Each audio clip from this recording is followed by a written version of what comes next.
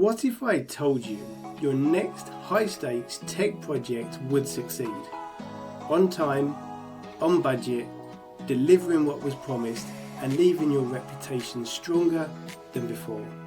Welcome to Digital Wisdom, the podcast series for people who lead complex digital transformations and want to get it right. I'm Richard White, trusted resource to billion-dollar businesses, helping untangle the chaos of systems, data and delivery, and turning it into clarity, momentum and results. If you're navigating an acquisition, aligning complex systems, or trying to bring order to a fragmented digital landscape, you're in the right place. Many get it done, few get it right. This is Digital Wisdom.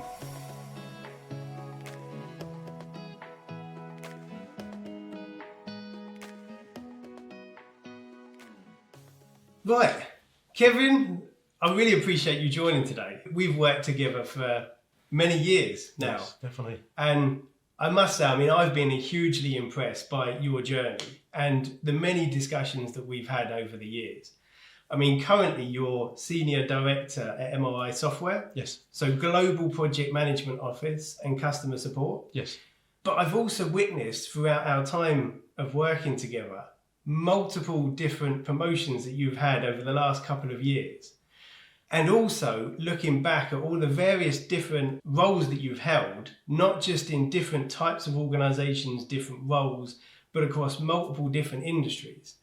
Do you think there's been some key aspect to that has allowed you to shift over and then to excel in what you're doing now? I think it's leadership. I think it's also the eye for detail. It's good emotional intelligence, understanding what people want and delivering that as well. So it is all about the delivery. When you're in sales, you're delivering the numbers, you're delivering the forecast and those kind of elements. When you move over to operations, you're delivering the pipeline, your customer support, customer success, that's what you're looking for as well. So it's all about the delivery side of things. And it is knowing your numbers. I was always told and taught to know your numbers. So I think it's know your business, know the detail inside and out. Yeah, I think that's the biggest disciplines that I move forward with. If you have those, really and truly, you can have anything. Mm-hmm. If you wrap that around with the leadership wrapper as well, I think you should be successul. But there's no secret to this, as you know. This is blood, sweat and tears that you have to go through, and you really do have to do this. So, there is no, I wish there was, and I'm sure I've listened to many podcasts like this one as well, where people have said, no, it was late nights and early mornings and working very, very hard. There is no trick. Otherwise, we'd all be doing it, right? Yeah, so, that's right. Yeah. And I wonder if something that makes people so good as well at project management or, operations and delivery is structure. Because like you said, it's one is cultivating those relationships, but two, putting in the structure that people can follow and deliver consistently. Before we delve into that a little bit more, part of me, I was also thinking, where does that actually come from in me? Because I love structure. If I don't have structure, I don't feel very comfortable. Mm. And I think that makes me quite good at my job because actually I want to put the structure in. Do you feel like there's been anything that's happened for you that you feel like actually there's some reason as to why you like to have structure in your life or makes you really good at what you do in that sense? I think for me in life generally, I think it's all about discipline. I like discipline. I like the structure, like you quite rightly said. I've been lucky enough to have sort of 3 or 4 very good kind of leaders that I've worked directly with. I've always been seen as one of those kind of right-hand persons as well that they've always turned to, which I really like. And I strive for that kind of position. I strive for the position of trust and that discipline. I think that working with those people as well has shown me with that kind of discipline, with that kind of eye for detail, and also like you quite rightly said, I just alluded to the fact knowing your numbers. I think once you know those kind of things, you can have your arms around the business. I always talk about control and visibility. Once you've got visibility, you've got control, and vice versa. I'm always looking for, have I got my hands around this? Do I know everything that's going on? Am I in the detail too far? Where you're too much into the weeds, you need to pull back from there and let the people actually work for you and the kind of your team work for you. But with regards to that, I think people like that structure. So I'm very straight and honest with the people and the team I work with. I do like structure. I present that to them as well. And I think people like objectives. You set people objectives and you say, this is what we're trying to achieve. If you can line everyone up and get them pointed in the right direction, it's a very, very, very powerful thing. So, yeah, I've seen it through ex-bosses and ex-leaders and those kind of things as well. And I've sort of picked up those elements. Some bits you have to throw away, don't get me wrong. You don't take everything on board, but the bits that work for you. And I think then what you have to do, the clever little trick, is then turn it into something that you personally can then deliver. Yeah. Otherwise, it looks very staid and it looks very sort of controlled and almost robotic in a way. So yeah. It's such a good point. I mean, one is, like you said, it's being around really good people, isn't it? Being fortunate to actually be surrounded by good people. But as well, I kind of think, with your role at MRI and managing multiple teams across multiple different territories, how do you consistently get the delivery within the objectives that you were speaking about? What sort of structures have you put in place, if you wouldn't mind elaborating? Yeah, so at MRI, when I was brought over to do this job now, so there's two facets to that. I look after client support operations and, as you said, the global project management office as well. So in the global project management office, there was a structure that was in place for project management, but because we're so acquisition hungry, we've brought all of these companies on board, and the old framework fairly much has been pushed out of date and didn't work for every region and didn't work for every product. We have in excess of 150 products in MRI, and it's prop tech, facilities management, on location footfall. We have energy management and social housing, to name but a few.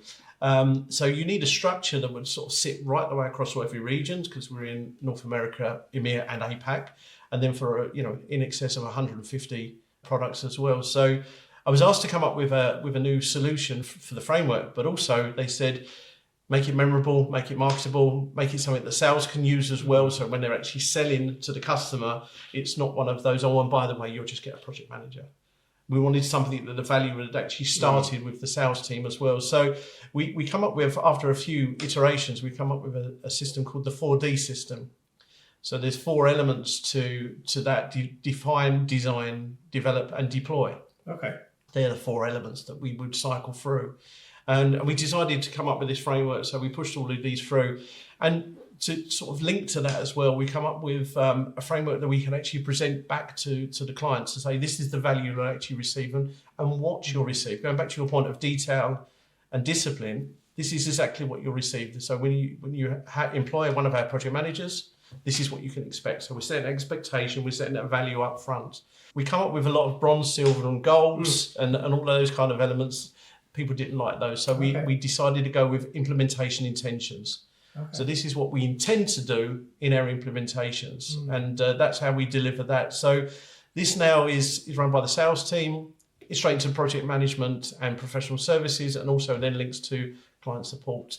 And what we've been able to do, I feel, and it's up and running now, we've got nearly 2,000 projects right now live running through the 4D system. It's across every region as well. So not an easy task, especially that it was the present CEO that wrote the last framework. So I have to tread very carefully through that framework. But yeah, the honest answer is that that's in place now. Like I said, circa 2,000 projects that's up and running in that since January when it was actually launched. So really, really good. Linked to that also, to bolster that and to put some strength around it and some structure, we've also got the Project Management Academy that's been launched. So all of the training to do with the 4D and other project management training, be it external and internal, has been launched as well. And then we also have the PM Forum.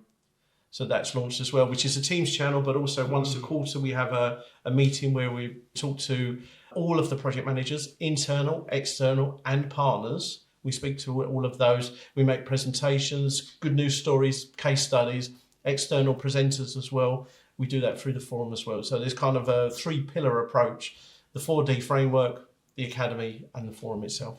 That's incredible. It reminds me of a time I used to work for a housing association, and when I went in, they had, in hindsight, I look at it now, and they had one of the best structures that I've ever seen. And I mean, I've spent years trying to analyse what was so good about that, especially because it translated into the software, the CRM implementation. It was the best that I've ever seen. And if I look at it, I think actually it was because we all could buy into an objective, and it was so well communicated and we all felt a part of it. And that's exactly what I heard you explaining. It's easy to understand, you bring everyone on board, but also I found that incredibly interesting, implementation intentions. Yes. Because that kind of gives me the sense of, rather than saying, here's what I'm going to do and here's what I'm going to commit to, you're saying, here's what I'm intending to do. There may be some stuff that comes along the way that we're going to have to talk about. This is a two-way relationship thing. And I think this is, for me, one of the biggest issues that I've seen, certainly when companies bring on external partners, there's the feeling of the partner is going to do everything for us, or the partner thinking I need certain things but not being able to get them. But even just such a simple concept as implementation intention gives me the feeling this is a two-way thing. Yeah. Is that what you found as well? No, 100%, yeah. And linked to that as well, one of the things that came out of this, we also have a client matrix, which shows from the client side what is expected of you, the kind of stakeholders that's needed, and also through the project where the kind of heavy lifting is done, especially at the start of the project when you're defining and designing it, and then towards the end where you're actually deploying it and doing testing and those kind of elements. So we even put that in place as well for the sales team to deliver. So not only are they creating the value of the project manager and getting people excited and understanding what the project manager will do for you through the implementation intentions, we're also saying, and this is what we need from you. This is our expectation from you. Not to kind of frighten them or anything along those lines, but also to set those expectations. So it's all about expectations, structure, building that kind of value as we move forward as well. And you've seen that kind of engagement then from them. Totally, yeah. And the knock-on effect is unbelievable as well, because the debt has gone down with clients as well because the expectation's set. So the clients are not saying, I expected this, I didn't expect that, and those kind of things. So when we go back to the clients and they say, we need to pay now, there's your invoice, as we all do, clients are going to say, that's exactly what I expected. Yeah, that was the value. The salesperson said that to me. The professional services and the project managers said that to me. Client support said that to me. MRI said that to me. So right the way along. So we're finding knock-on effects is really, really important. And then we've taken that internally as well. So we're doing an internal, we call it the Pride Project Management, which is with the foundations of 4D that we laid with that. We're using that as well. And as I said, partners, any partners, because we have quite a big partner network in MRI, partners are also using it as well. So it's that consistency. And what we're finding is that you'll find that because we're across the globe and we're having implementations that are now bigger and will actually cross the regions, it's the same implementation. People are getting the same methodology, the same framework, which people like. Because before you could have something happen in APAC, which would be very different to EMEA, which could also be very different to North America. And all of that has now been rationalised and a structure being put in place. And consistency for the customer, isn't it? Because I think that's why any customer loves certain organisations, because they know what they're going to get. Yes, definitely. Yeah, it's all about consistency, and you need that. And for us, it's growth as well. So when we bring new clients in or acquisitions, it's the same. It's the same every single time. So we can onboard people quicker now, which is what we want to do, be they employees or acquisitions. Also clients we can onboard quicker as well. And when they do the repeat business as well, because we keep clients a hell of a long time, we're very sort of proud of that. When there's repeat business, they know what they're getting. It's the same every single time. So, and it's always at that kind of top quality. So that's what we're aiming for. It's fantastic. So let's dive deeper into some of these aspects, because before we started this podcast, we spoke briefly about the mindful mantras that we have as a part of this podcast, and what would be the ones that you most resonate with. And you mentioned 3, the governance guides, the embracing evolution, and then the prioritizing self-care. So it'd be good to unpack some of those, and certainly how you find those within MRI and how you've implemented it and some of your experiences. But to start with governance guides, why did that most resonate with you, and what some of your experiences around governance? I think it's one of those things. It's obvious the position I'm in, and the reason I like the position I'm in is because I do like the governance and setting the standards and those kind of elements as well. I think we've spoken even just now many times about the reason for those structures, the reason for the governance. It provides that consistency, like you said earlier, but I really think it provides that kind of way forward and the intent that you have as a business. You know, I love the analogy I always use the analogy of two pilots sitting in an aeroplane just about to fly from Heathrow to, say, New York. No one ever says, let's give this a go. Let's give this a crack. They will go through the standards. They will go through the governance. They will go through their cross-checks and all these kind of things as well. Because you know you're going to end up somewhere else. Yeah. You know you're not going to have enough fuel to get you there and all those kind of elements as well. So those things are in place because of that. I also think that, you know, whenever I'm involved in a business, whatever it's been, I want to be involved in a business that wants to actually grow and wants to be something and has big ideas as well. And you can't have those big ideas with regards to, you know, growth if you don't have those kind of structures in place. I think you need those governance in place. It's not the most exciting world in some cases. People would see. I quite like it because for me, it's foundation stones. Yeah. It's absolutely laying the foundation stones for those growth. If you don't have those foundation stones, you're on a rocking foundation from day one. So I think for me, I see it as laying those foundation stones and revisiting them on a regular basis, keeping them maintained, keeping them topped up, lessons learned, what went well, what didn't go well, and just keep going back over them. So for me, that's the big part. I love the kind of governance because I see it as the first thing you need to do in any business. It doesn't matter what size you are. You and I start a business tomorrow. We would still talk about what does it mean to us? What are the structures? What are the operating procedures and all those kind of things? You need those in place. You can't just run along and stumble along and trip over and, I hope we get there. You need to know where you're going. You need to have an understanding of the structure and you need to push those kind of governance out as well. And I think the good thing is it does create a consistency. People know what they're getting. They enjoy that. And it creates the quality, which means then people will pay. And they're paid top dollar for that kind of quality as well. So they're going to pay good money. That's where you grow. So I think if you want to grow a business, you don't never start a business by saying, I just hope it buys me just this. Yeah. You want to grow a business because you want to have a big business and you want to have either lifestyle business or you want to turn it into some kind of corporation or a good medium to large size business. If that's the case, then I'm your man. This is why I put these kind of things. That's why I'm working for MRI in that position there. I feel we need to have those foundation stones. Well, it's an interesting point because I was listening to Die Over CEO with Stephen Bartlett and he had guest Daniel Priestley. And they were talking about the growth phases for any different company. And he actually spoke about governance and said that you can probably get away with not having so much governance in the early days of a company, even up to, say, first 2 million revenue. But after that, you cannot get growth without governance in place. That growth only comes from placing all of those structures in place. But even having worked alongside, companies, and they do, for some reason or another, some companies have difficulties putting that governance and the structures in place. Have you experienced that? And if so, what is it that you feel could be attributed to why it is difficult for some companies to put the governance in place? I think what you find is, and it normally is a top-down kind of approach, you'll find that people will start a business. They start a business because one or two or many people are fantastic at what they do. And the business survives up to, if Daniel's saying that, up to 2 million. I'm not going to disagree with him, but do it. Exactly, yeah.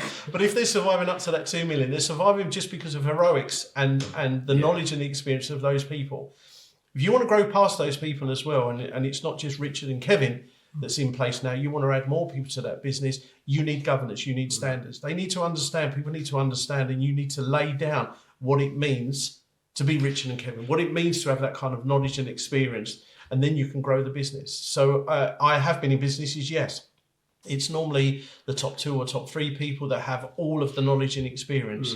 And what you'll find is that everyone below them, and it can be quite a big business, up to 2 million, maybe even more, quite a big business. But what you'll find is that everyone will just keep running back to Richard and Kevin for the answer for those kind of things. So you're never going to provide any growth. And all you've done is you've just provided lemons to just keep coming back to the same people and just say, what do I do here? Well, it's like minions. And they go and do this. This is what I would do. Okay, I'll go and do that. So you're not growing the business at all. Yeah. What you're doing is you're almost sitting yourself above, and then you wrap yourself in that kind of self-importance of that, because everyone has to come to me. So I'm a very important person.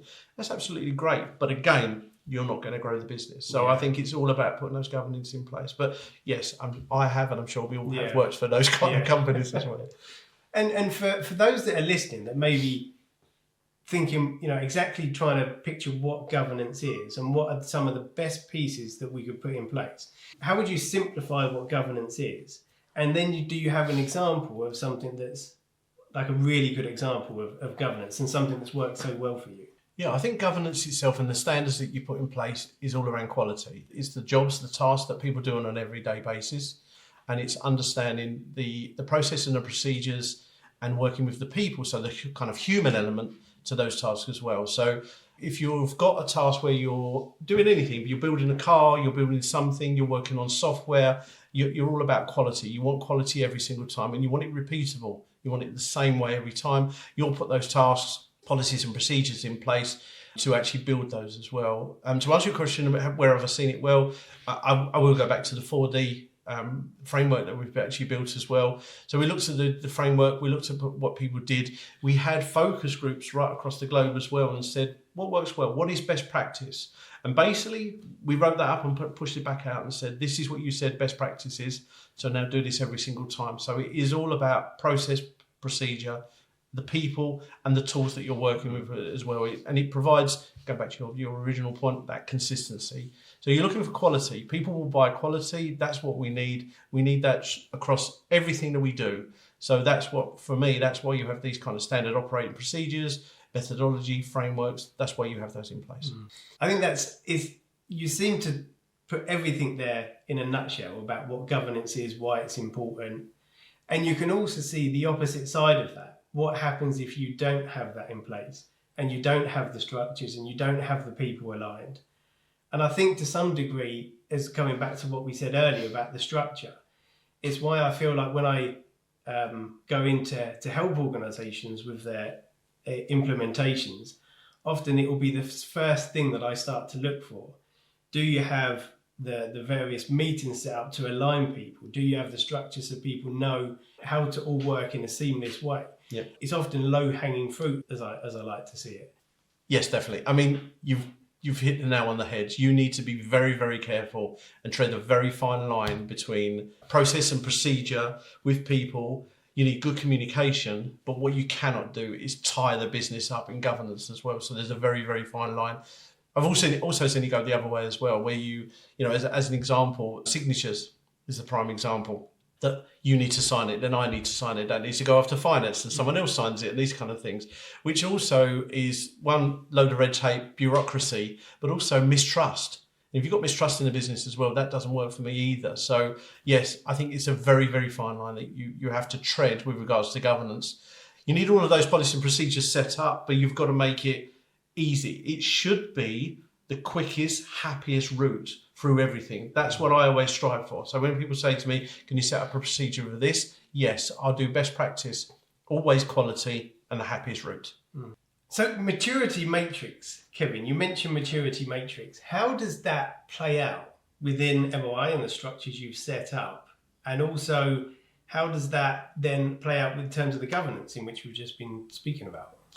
I think every company should have a maturity matrix. I think it's a good way of initially marking yourself.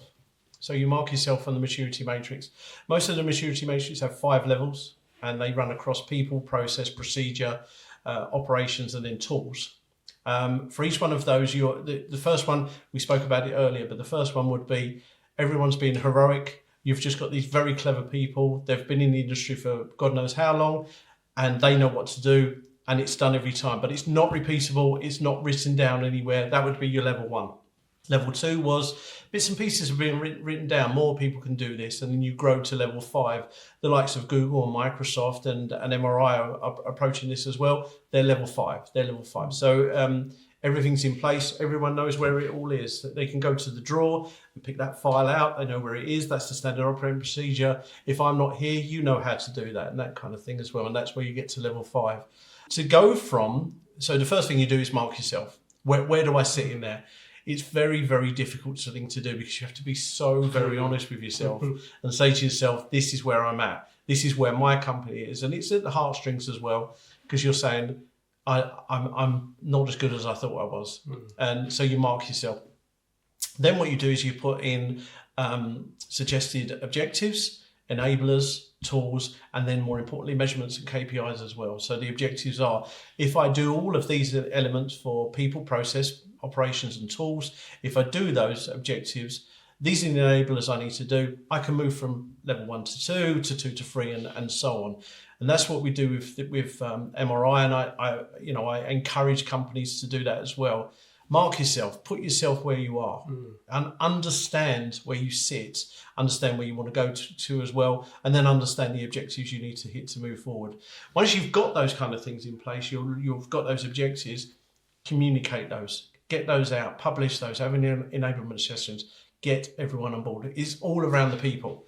So for me, it's a very, very important thing. And again, it's one of those sort of foundation stones that I like to have in a business.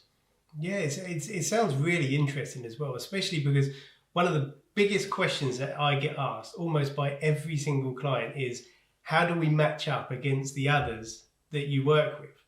And usually everyone thinks of themselves as lower down, like we can't be as good as everyone else because we've got this mess here. But actually, some people are really good in some areas and not in others. And it's good that you're marking people in different areas. But would you say that spectrum of 1 to 5 is there for every company? Or would you say that actually that some companies getting to level 3 is actually okay for them, given the objectives that they have? Or would you say that spectrum that you have is actually for every company? I would say it could fit for every company, because you're looking for quality, you're looking for standards, you're looking for that kind of growth as well. So I would say if you're a small company, 2-person company, up to a big corporate as well, why would you not push for level 5? Why would you not push for that? For me, I would be pushing for that. If I had my own company, why not? I don't want to sit at level 3 and just go into a holding pattern of level 3. No, why would I? I would want objectives, and those objectives are maybe not as big as grand as the likes of Google and Microsoft and MRI, but those objectives would mean that I get to level 5 for my business, for what I want to achieve as well. So why not? And I think it's one of those things that you can mark yourself against other companies of similar sizes as well. You can say, these are all the markers. Well, how do we sit against those companies? So you can mark yourself against those and give yourself a real kind of almost a league table of your competitors and see where you sit against them. But yeah, I'd always be pushing for 5, and I'm going to say that as well. But I think it's something that I brought in place with the last company before we was purchased by MRI. It is something I've put in place as well. And also the maturity matrix doesn't have to be for just tech companies. All you're doing is changing the names, the processes, the procedures, the people, the tools that you're actually using, and then you've got different objectives. So it can sit with any other company, any other vertical as well, and you can mark yourself that way. Yeah, I mean, I must say, since we've spoken about it and you've alluded to it on many occasions, and seeing how well that you speak of it, we've started to implement that now as well in our clients. Yeah, that's good. And I'm finding it's really helpful for people to be able to see. And as you said, to be able to almost have that conversation. Here's what I'm seeing, what are you seeing? And it is such an important process, and almost going into what are our strengths, what are our weaknesses, and being able to have that, but then also challenge that thinking. I love what you said. Why would we not go for it? Yeah. Why would we not? And it's a really good, genuine question. I mean, one of the tools of business analysis is obviously the 5 whys, but why would we not do this? Why would we not do this? Because at the very least, you're going to extract all of the things, the philosophies we may have, or the challenges that we have in the business, just to be able to bring that out. And I think probably to give companies the opportunity to think, and the time and space to think about those things could be really, really valuable to them. So have you seen your clients as well coming back and feeding back on how they find that process? Yeah, they love the process. I think it's very difficult at the start, like I said, because you're marking yourself. So it's very difficult to look internally, to put you open your heart really of the business and say, this is where I see myself. Like you said, it depends on the industry, but you either undermark yourself or overmark yourself. And a lot of that does seem to be down to the business, the industry, and sometimes the individual as well.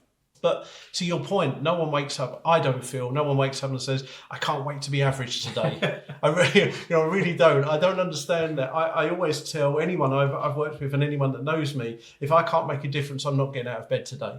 So I don't see why you would want to, like you said, let's just hover at 3. That seems okay. Let's just go there. Let's just have an average day and those kind of, no, let's strive for this. Let's push for these kind of things. And like I said, it's any company, any industry, you can mark yourself, Yeah, because I expect it's a personal challenge as well as a company one.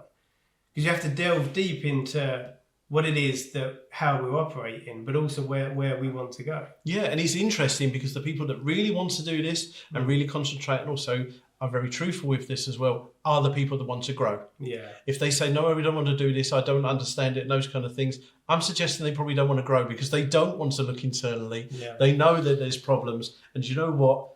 We just leave it as it is. Yeah. I don't want to be that person. I want to grow my business. And people that want to grow their business, have a look at this. And they do it's open heart surgery sometimes to have a look at these kind of things, to really mark yourself. But as soon as you do it, you're changing. You're now growing. And literally, as soon as you say, let's do this, you're on the path to growth.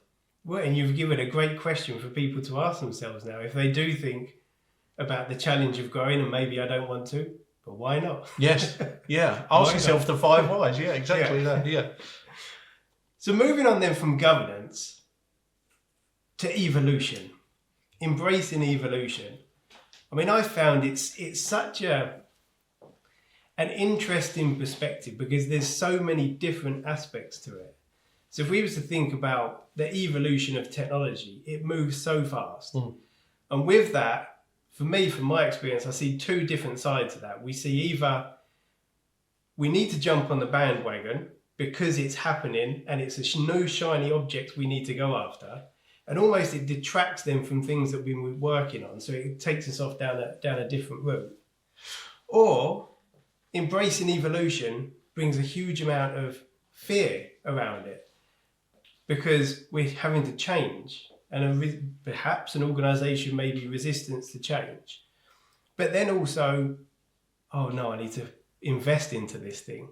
And it's how much am I going to need to invest into it? So it's that battleground.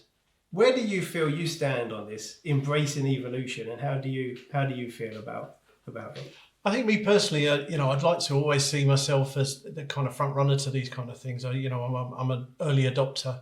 I'm nowhere near the laggard, but I would probably say that I'm towards the end of middle towards the end of the curve of the early adopter as well. I wouldn't say I'm chasing nice shiny new things. I'm not saying that at all, but I would say that for me, you've got to embrace these kind of things. You've got to move forward with the times as well. And again, I keep linking everything back to growth. If you don't, I think you could go into a bit of a holding pattern as well. Certain technologies come and go, don't get me wrong, and I think you need to assess those and have a look at those. If they're not right for you, put them to one side and move forward. I think you need to keep moving forward and keep embracing those kind of new elements that's coming through as well. And I think get what fits for you. Get what fits for the business as well. Have a look at the business, assess what you need, and then move forward. You're trying to make your business as efficient as it can possibly be. You're trying to look for the highest quality. You're trying to make clients happy. Look at the quality for the client. Look at the success for the client. Get feedback from the clients. We do a hell of a lot of surveys. We have the kind of net promoter scores and all those kind of things. We're watching those all of the time, going back to the clients. What did we do well? What didn't do well? And have a look at those. Technology is there to help. I think it's nothing to be feared. Let's put it that way. That's my opinion. Nothing to be feared at all. I'm sure there was a point in time when the Industrial Revolution came along that everyone said, these machines are going to take our jobs and things like that. Never happened. More jobs than ever came out of those. More production came out of those. More growth and those kind of things as well. So for me, embrace it. Let's move forward. Yeah, and there's so many different aspects of what you said there. First of all, because we're talking about benefits and what actually is the technology going to do. So it's almost like we need to have a vision, an understanding of where we are as an organisation. Where is it the vision that we're aiming to go? How is the technology going to help us achieve that? And then having almost that agile mindset to make sure that it's a continuous path. Because I think one of the the biggest issues that I see is almost technology projects are seen to have a start and an end, when they're never like that. I always say to my clients, you need to think of this as something that is going to continue to evolve. Absolutely. Because as you said, you get very quickly out of date otherwise. But then you don't want to be chasing all the new shiny things. It has to come back to, and it has to link is what is our vision for the company. Yeah, and I think, link everything back to your maturity matrix for your audience that you were talking about as well, and asking the 5 whys. Do I need a maturity matrix? Can I mark myself? Do I really want to have a look at that, internally at those that kind of thing for my business? Link it back to that. One of the major things that we have in there is tools. So the enablers and the objectives could be linked back to your tools. It'll tell you, it'd be in black and white. These are the tools we need to actually move forward. So if you want to go from 1 to 5, these are the elements that you need in place. So it's telling you, it's going to drive that business and drive that activity, all linked back to the maturity matrix as well. Yeah, I love that. So let's unpack it a little bit more with an example. The biggest example out there at the moment, AI. Where do you stand on AI and how that's evolving? And where is it on the spectrum of how do we start to use it versus at the point of perhaps we should hold back a little bit, maybe we should go for it in certain areas? What's your view on AI? I think we need to be careful. I think move forward responsibly, with confidence. And I'm going to say this, obviously, with good standards and governance. Yeah. Good governance. Exactly. So I think, we should move forward. It needs to be responsible. I liken it back to, I remember when the bank cards came out and there was the smart card and the position of the chip used to be all over the place with different manufacturers. All of a sudden, a standard came in. Bang, that's where we're going to have it now. Everyone fell in line. That was the standard. That was the governance. Then we move forward. And I think that's what we need to do with AI. We need to be responsible, have the right governance, have the right standards, but be confident and embrace it. I think what we're looking at doing in MRI, we've got a very sort of big drive for AI. We're using it in twofold as it stands at the moment. We're looking to do for client support. We're looking as a chatbot. So we're going to have the chatbot laced into all of our products. That chatbot will deflect and help the customer with probably 50% of all of the calls. Now, the 50% of all of those calls would go through to one of the support agents, and he or she or they could be doing something very, very different, more important with the knowledge they've got. So for that kind of repeatable stuff, I think it's absolutely perfect to use for there. We're also using something that we call Ask Agora, which is AI, which will then help you. You can ask questions about your own data. Create a report for this. What does my data look like here? Create this and create that and delve into the data. So we're using it twofold, really. One on the client support side of things, but also to interrogate and to delve into your own data as well. I think it's such a good point, because I've done a lot of soul searching in a way and talking with other people about AI. And there is obviously the general fear of AI is going to take over jobs. And from my experience and from what I've heard from almost everyone I've spoken to, and this is with any kind of digital transformation, AI being one of them, that actually what happens is where there may be an initial fear of we lose jobs, actually what happens is it creates opportunities. 100%. So it's not about replacing jobs, it's about allowing people to do different things. Yeah. And I feel it's the same with AI. It's just being able to find those things that it actually can help with, because that's what you were just saying there. It's not just using AI for the sake of it. It's here's how it can enable us to allow us to be more of ourselves. And that's something I heard from someone who was exploring AI and the future of AI and how it potentially may unfold.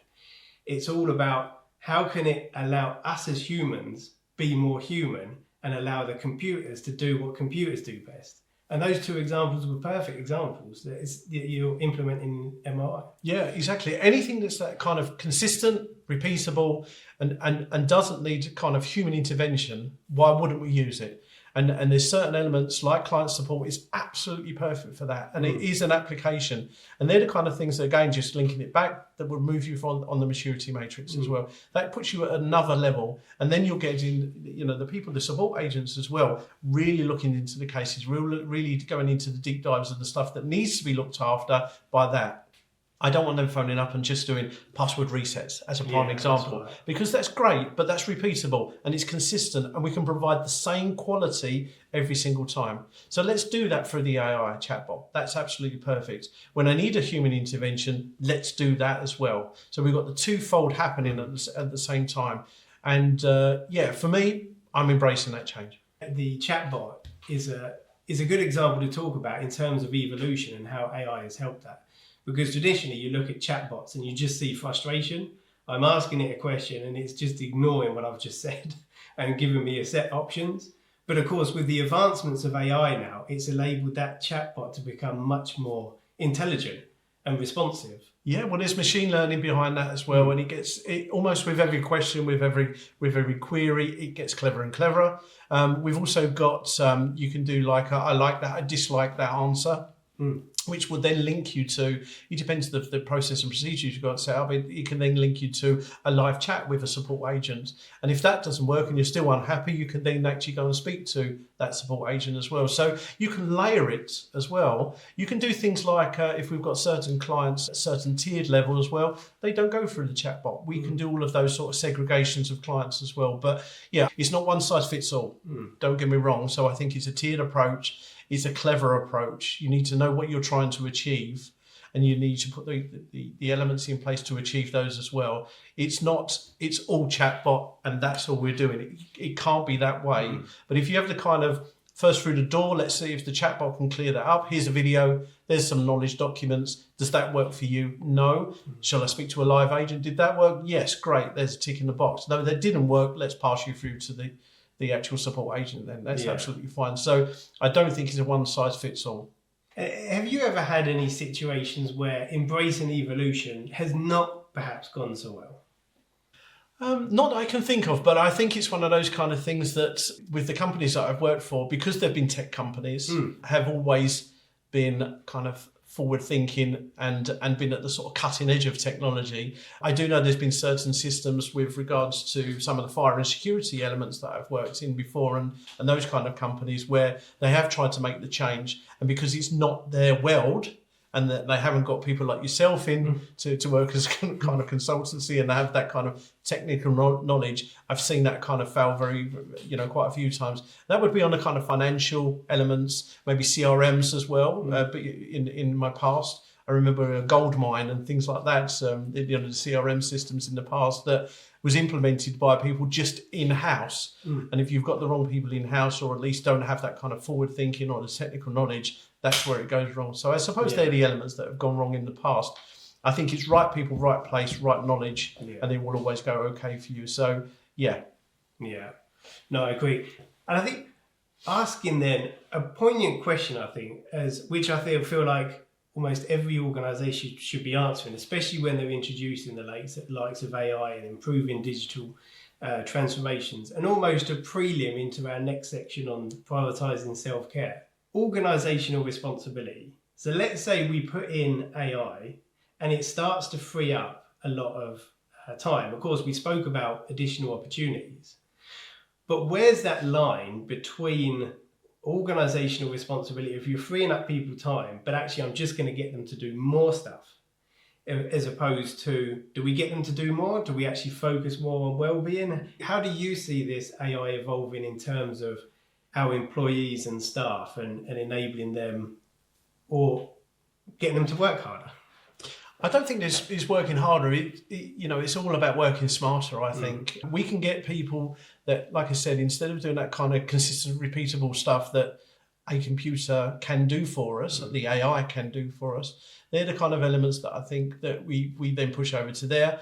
We're now looking at proper stuff. We're now forging forwards. We're looking at the stuff that we didn't have time to look at before to actually improve the system. Look at the elements where clients been saying, it would be nice if we could have one of these, please. We haven't looked at those there because we're always in the sort of weeds, always in the kind of muck and bullets of it, trying to move forward, whereas it just gives you that little bit of breathing space. When was the last time someone said to you, we've got a bit of space now, let's do the blue sky thinking. What's next? How do we do this? And those kind of elements. And for that reason, that gives you that time. All of a sudden, we're providing that little gap of time. And I really think that that's invaluable to us because we're forever fighting. We're in the weeds. We're in, like I said, in the muck and bullets, that you want to just pull away from that and say, right, got a bit of time to think now. What is it? And use people and use the creativity of people to have a look at those elements as well. Touching on your point with the wellness as well, I think we do need to look after people. Yeah. There is a big case of burnout. You know, you could be pushing people as well. And for me, AI is not there, or at least those kind of advancements are not there so people can just do more and we can push people. It's not for that. I can see it for being more creative as well, and looking at the business and trying to forge those ways forward. That's how I see it. Yeah. And it's such an interesting subject to talk about. So the more that I started to delve into prioritizing self-care, the more that started to stick out to me. Because, I mean, I just remember just one example in terms of how we build software. I remember all the way back from my university days, and it was our module on human-computer interaction. It was actually my favorite module throughout the whole degree.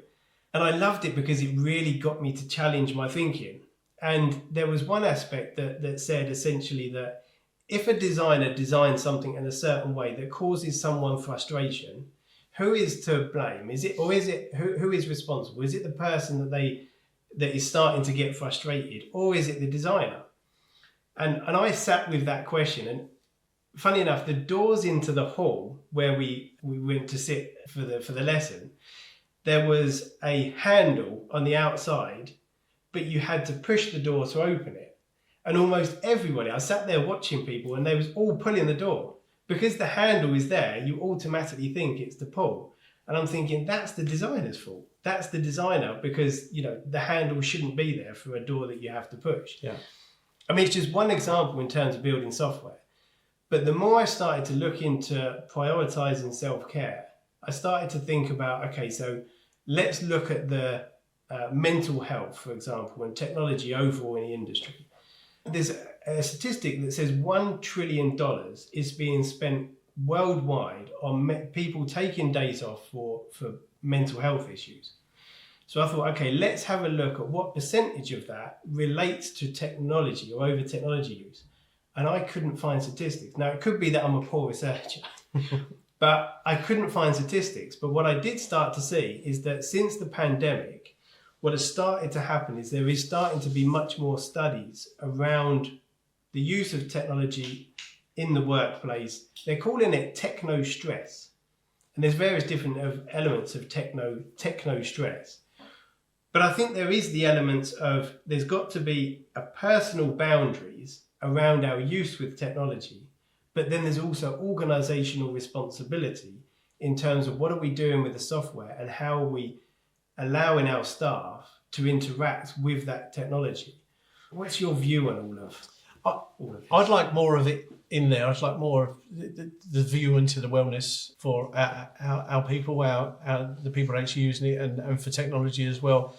I mean, if you liken it to any gambling app as a prime example, you've got Gamble Aware. And they will have breakout sessions, timers. You've gambled too much. You've got there's a load of checks and balances which basically pull you away from the system and say, I think you might need some time out here. Are you okay? And those kind of things. If you then switch that into the workplace, there is nothing like that. I mean, you know, the likes of Ben Williams with Looping, as a prime example, is, you know, pushing the boundaries of those kind of elements as well. Systems that basically check in on people and create dashboards for the management and those kind of elements to say, I think Richard is not having a great day today. Go and speak to Richard. What's happening with Richard? There's a change in his, his approach. He's not feeling great. Go and check on him. But we don't have those kind of elements. So I want more of that built in. I'd like more of that built in as well. Just those checks and balances, just those questions to be asked. I don't think there's enough in there. And interestingly, when you snap it to gambling, like I said, or anything else, there's a lot of checks and balances there to make sure everything's okay. You're not going over and above. There's no burnouts and all those kind of elements. As soon as you push it into the workplace, it seems it's fine. We don't need it anymore. Well, we really do. I think we really do. So, and if you're talking of trillions of dollars and things like that, let's take some of that and research it. Let's get more people back to work and enjoying work and feeling comfortable in work as well. Yeah, absolutely. And you mentioned Ben Williams at Looping, for those that don't know. So he runs a Lupin is a software company, but built very much on AI and actually looking into people's personal habits, isn't it? Really? Yes. In terms of almost being able to call out when someone actually needs some help before. Yeah, and just changes. It's almost like an emotional intelligence kind of thing. It's watching for those changes in personality, in traits and habits, like you said, and then pointing them out. So it's definitely forging away. Yeah. It's definitely on the right track. I'd like to see more of it though. Yeah, absolutely. And I think it takes. In fact, I've got some stats here. When I was looking into that techno stress. It was really interesting to see the various different elements because we've got things like overload, constant connectivity. I mean, obviously, since the pandemic, there's been so much. We're always on. They call it. Yeah. You know, we work late into the evenings. We work weekends, and it's almost like I feel like we have to be on the computer, as opposed to other methods of connecting. You're rapidly changing technology. We've also spoke about embracing evolution. So even when we do embrace that evolution, we have to be very conscious of the people that we're bringing along and the changes, managing that change. In fact, on that note, it's one of my bugbears really that I see that change managers aren't given enough status. I think within the industry, I totally agree. They're the first resource to go from a project if money needs to be cut. Yeah, and I think it has such a detrimental impact on the people that it. The employees that have to use that software. Yeah, and I think to your point as well, that always on is almost a fear in us. I must answer that email. I must answer that Teams message. I must reply and all those kind of things as well. So it's trying to remove that fear and making sure that we are looking after people because our biggest resource in any business is the people. Yeah. So we really need to look after that resource. And I think technology, especially work-based technology, could do a hell of a lot more for that. Yeah. In fact, I saw this post on LinkedIn. I wish I could say who it was from. I went back. LinkedIn isn't great at looking back at posts that you've previously looked at. It was a CEO of a company saying, we've never grown so fast, so quickly. But they put images of being on the beach and having a barbecue. And he said, even though I would love to be able to postpone this because we're so busy, my people are more important to me than the profits we're making. Because, it's... otherwise you can get so caught up, can't you, in doing stuff. I think that was such a great message. Definitely. And you know what? The profits are not there if the people are not there. No, that's right. It doesn't happen. So I think it's the first thing you need to look after. And I think we could do more. We've got so much technology at our fingertips. We've got so much available to us. And yet we're only using it for kind of one thing, really. Yeah. We need to have a look at this as well. There's a human sitting the other side of that keyboard every single time. So let's look after that person as well. And the more that I think about it, and the more that we're having this conversation, and the more that I'm starting to learn about you in this conversation, why not do this? But I also heard you saying a moment ago, how do we do this? Yeah. I mean, two separate questions, but two really important. Why not? And then how do we do it? But also now listening to you about this, I'm thinking this is surely a mindset thing because we can so easily get caught up in doing stuff and the technology, but it has to be that mindset of prioritizing self-care, prioritizing people. Yeah. One of our principles, they're almost tied to the same thing. We call it soulful systems. But that's more organizational responsibility of building software and building mechanisms around the software that really have empathy for the people who are using it. Yeah. And I don't think personally there's enough done in terms of looking at, and I've been guilty of this in the past. It's more, how do we achieve objectives as opposed to how do we achieve them and make sure that we're looking after the people that are going to be using it? Definitely. And I think it's going to be driven by people themselves. It's going to be driven by CEOs and corporations, and it's going to be driven by the likes of Google and Microsoft and other big companies like that to say, we need this. And as soon as that happens, it will be tipped over the other way and things will then start to roll from there. But until we get that kind of, like I said, a friend of ours, Ben, he's moving forward with these kind of things. But, I wouldn't say it's a lone voice, but we need to listen to those kind of voices more. And we need to push and say, this is what we definitely need for our people, for people to work. Like you said, we won't have the beach barbecues. No. They just won't be there. Yeah. We need our people around us and we need them to be well. and firing every single time. And when we take the likes of AI and those kind of elements as well and say, right, we're taking all of this away. This is what we want from our people now. This is what we have as the objectives. This is how it fires up. And then and you can see the kind of lineage all the way up into the company mission statements and values. Once we get that lined up, you are really golden. Everything's moving in the right direction. And then you've got people doing what they should be doing, and they're firing every single time because they're well, they're happy, they're looked after. And this is where we need to get to. And technology plays a part in that for me. Yeah, and it's all coming full circle, isn't it? Because we're talking about, you know, having the vision, then the governance in place, you know, focus on the people, embracing the evolution, using the technology to help us get to where we want to go, and then making sure we look after people along the way. Definitely. Fantastic. Definitely. It all ties in. Yeah, definitely. I mean, so one of the things that we've initiated at 365 in-house is our digital wisdom initiatives. So 5% of all our invoices go towards initiatives that can give something back in terms of sustainability, whether it's towards the planet or well-being. So I'm asking all guests on the show if we have any ideas for kind of initiatives that we can run. And we talked about some of the self-care. So do you have any ideas, perhaps of something that we could do as a company, or perhaps we could do together to work on? Well, I'd love to work with you on something as well. And I would definitely like it centered around a kind of wellness. If we can place anything that would do that kind of check-in, like we said, to people as well. I love the approach of looking for habits and just seeing if anyone breaks away from those habits and just needs a check-in and those kind of elements. I remember going back to COVID as well. It was one of the first things we done as a company. Everyone went remote. We then went onto Teams and things like that. First thing we did, dial everyone up, check how they are, get them on camera. You can see then, can't you, and things like that. So I just wonder if we can do something along those lines under wellness. I'd definitely like to work on that. I think it's something that is definitely missing. There's a chunk of this that's definitely missing. And like I said, we do it in pockets. I know we keep going back to the kind of gambling elements and things like that. That seems to be well governed. It's in there. We've got processes and procedures around that to take a break, come back from this. I'm checking in on you. There's communities and those kind of things as well. So do we need to build communities? Do we need check-ins? What do we need for wellness? So I want to work on something along those lines. I love that idea, because I think the more that I started to look into this mental health research, you know, there's still a stigma around it, especially in terms of organisations being able to be open about potential issues we're having. Because it's almost seen as there's something wrong with me. I can't say this. Well, it's a weakness. Yeah. That's how it's seen, isn't it? There must be a weakness. If you're not firing on all cylinders, you can't come into work and do your 9 to 5, absolutely firing, there's a weakness there, which it shouldn't be seen that way at all. Right. It's very macho to be doing those kind of things as well. And it's one of those things that everyone has it. Yeah. Everyone has, you know, their problems, their issues, their mental health and those kind of things. We should look into that. We should be very sympathetic and empathetic to people as well. And we should be looking after people more. Yeah. It's so true. I mean, I remember one of my past bosses, I mean, absolutely fabulous guy. I just closed down my other company.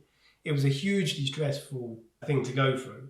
And then the next work that I got, the next contract I got, I actually went in and just said, I'm feeling so burnt out because of all this. And he couldn't have given me more support.